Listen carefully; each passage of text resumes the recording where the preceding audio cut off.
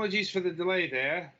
We had some technical issues to iron out, and they seem to have been ironed out. So, welcome to the latest Fragments of Silicon review sessions. 4 games up this week. The first of which is Mortal Glory. Mortal Glory is a fantasy-themed tactical roguelike about gladiators. Handling a team of them and plotting out how they will kill things in the Colosseum or arena of choice. I'm not sure if this is real life based or not.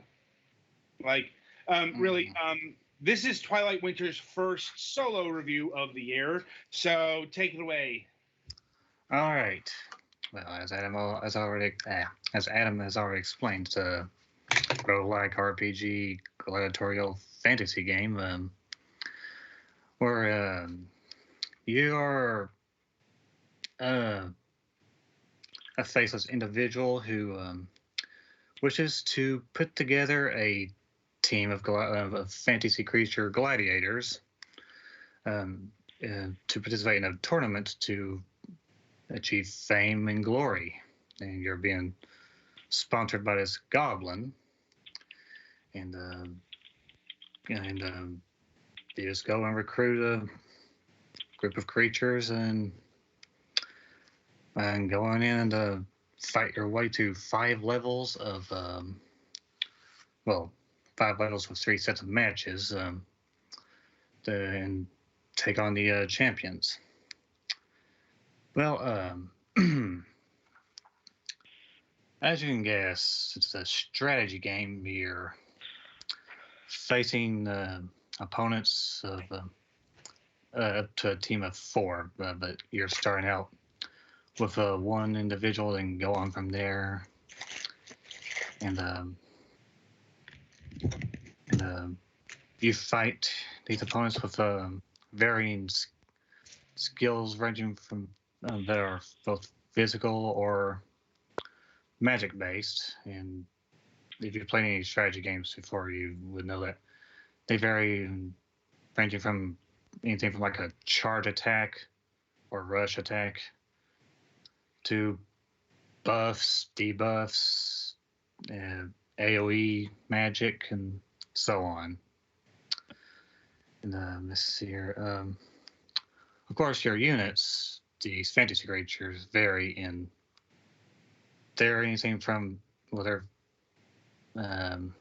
range from like trolls, vampires, elves, minotaurs, and a few other creatures. And each race has its own perks and stat-based advantages. For example, a troll will be slow but powerful and sturdy, and they have this perk. It's a high chance of critical, I think is what it is. And another example, vampires. They seem to fare well in both physical and magic, and are quite durable as well. But they have a low vitality, though, I think. Their racial-based perk is that they start off with a life drain skill, and you see how it's going from there. And let's see now. There are exceptions, though. Some trolls may not be quite so sturdy, and another example, dryads, who are quite strong in magic, but may find some who may actually are quite strong in physical attacks instead. And you can see how that's going to go. You can, of course, buy armor and weapons for your creatures, as well as magic and skills in shops between matches while you're in town, with gold, which you can win by winning matches, or you can acquire more gold in events that take place between matches in town. These events can range from being story-based or choice story based, which they play out with each playthrough the same way. There might be some small differences, like you may. Well, I'll get into that in just a moment here about the differences. Of course, you also got some choice-based events that can have varying percentages of success or failure, and how it plays out. You may, for example,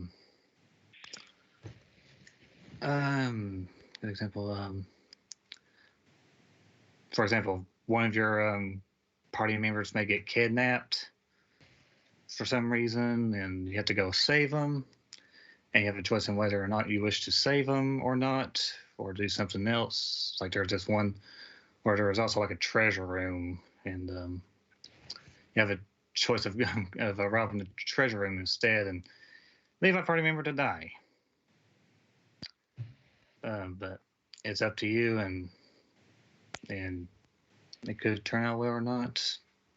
It depends. But yeah, like I was saying, you in some events you can win more gold. Let's see here. There's also, as I say, you can recruit more gladiators if you wish. Well, you don't want to, but you can recruit more gladiators as you continue on through the tournament, and you may come across instances where your gladiators die depending on events, or if your gladiator receives too many injuries from defeats, you have a thing called an injury counter, and if that exceeds 9, then your gladiator will die, and you have to recruit more gladiators. And and you can recruit up to, you can put in reserve up to 6, so that's about a total of about 10, I think, if the math is right. Well, anyway, yeah, you can put in reserve. You can recruit. You have a team of 4 and reserve 6.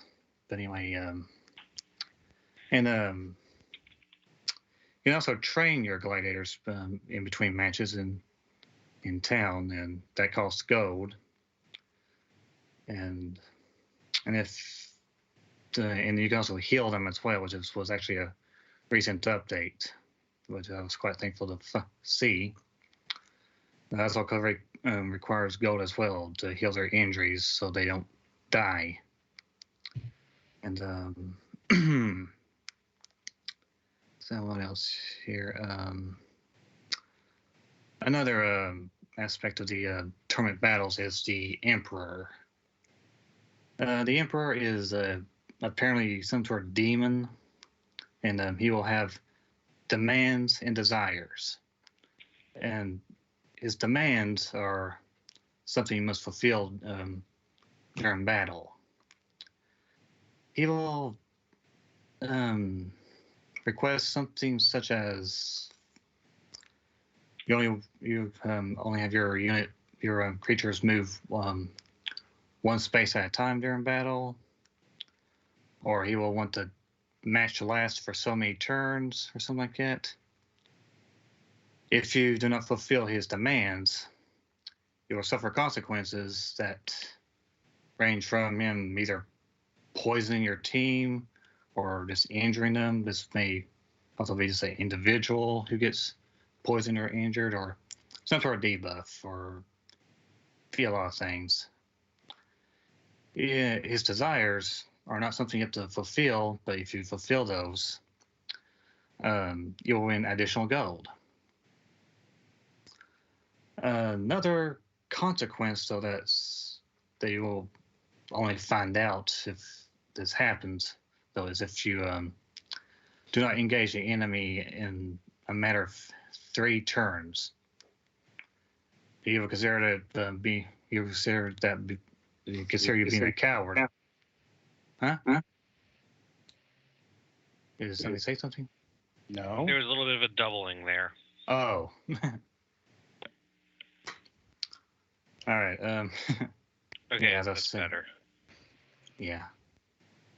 Um. Yeah. I was saying, if you think if you think you're being a coward, you will suffer consequences. It's like if you don't do what he demands. Let's see here. What else is there?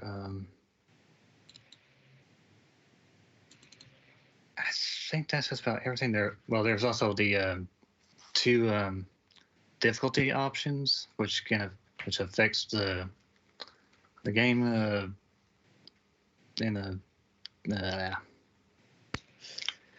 in a trip over my words here. Days.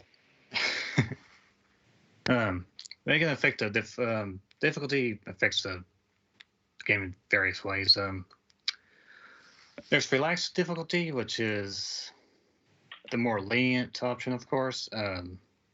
This affects the cost of recruits and their strengths as well. Your recruits will be much stronger in the relaxed difficulty, and your enemies will actually be not quite as strong as they are on normal difficulty. And shop items will be cheaper, and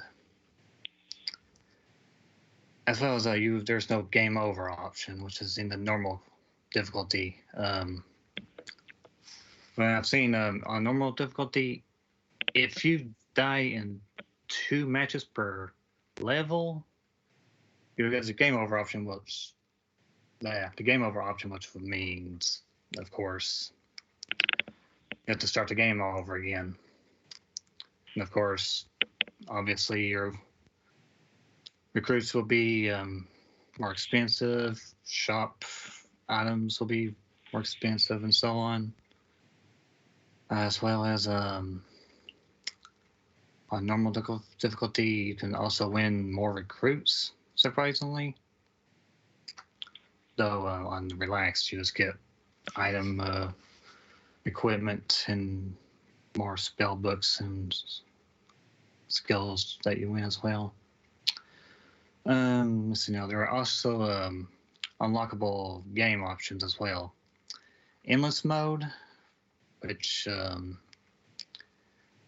as it speaks for itself, is a mode that tests how many matches you can win in a row before you die. There's also additional glory, which is basically normal mode, but with each game completion, you can turn up the level of difficulty on it, which will win you additional in-game score, which is basically a score that bases on how well you did in that game.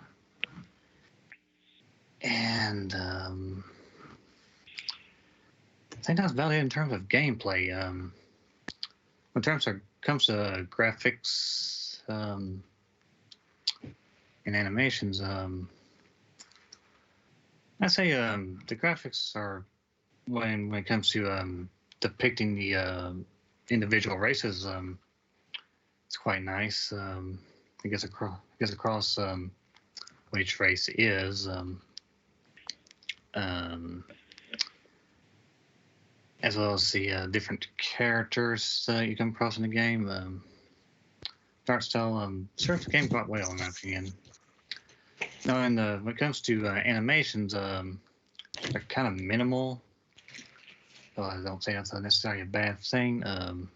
They're pretty simple. The units will just kind of ram into each other when doing physical attacks. Magic, simple little small effects. If a character gets hit with a fire spell, they just see a little flame pop up on them, and nothing particularly flashy. Otherwise, some certain backgrounds and whatnot are quite nice. Event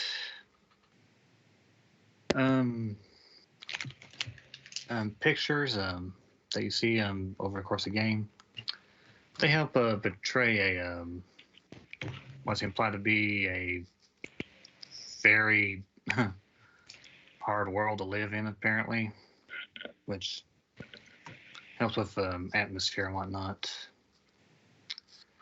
Violence is very minimal, surprisingly. Nothing that will bother anybody, I imagine. For music, I actually quite like the music. Especially this one that's in town music that's actually quite surprisingly relaxing for this kind of game. As well as the in-game battle. And there's a double gear again.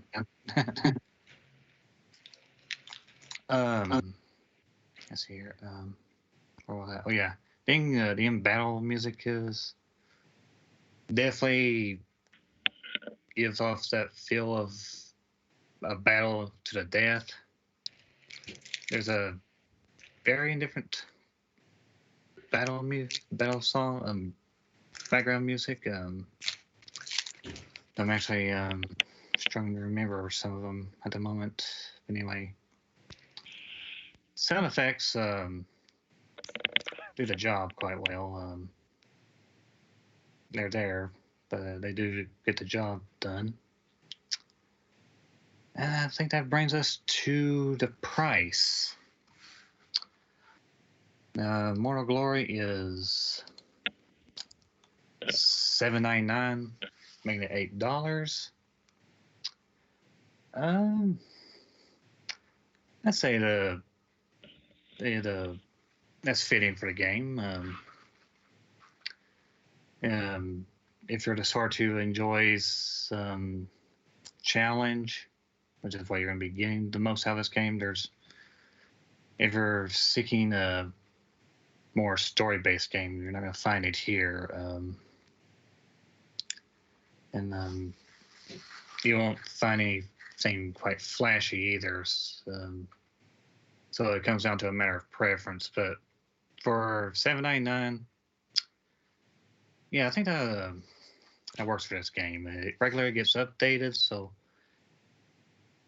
from the time of this recording, there may be more stuff that added to the game, like I said before, the healing mechanic was actually pretty recent over the just from this past week. And I can recommend this game for those who wish for a gameplay focused and challenging game. All right then. Well, I guess that'll about do it for Mortal Glory here. Mm-hmm. All right. So be sure to tune in after the break, as Galix will be regaling us with the Nintendo Switch version of Sleep Attack.